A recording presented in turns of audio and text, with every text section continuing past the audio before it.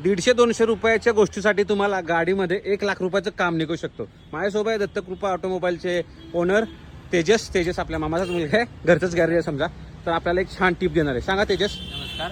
Coolant वगैरे leakage होते, तुम्ही हा हॉस पाईप वगैरे बदलू शकता। ते रिझन आहे त्याचं हॉस पाईपचं, ही हॉस पाईप आहे, हिचं हॉस पाईप रबर, जे रबर हॉस पाईप आहेत तुमचे ते बदलून घ्यायची कारण आहे त्याची। ठराविक हॉस पाईप आहे, किरकोळ किंमत असते, पण माणूस काय लक्ष देत 50 ते 60 हजार किलोमीटरला चेंज करावे लागतात।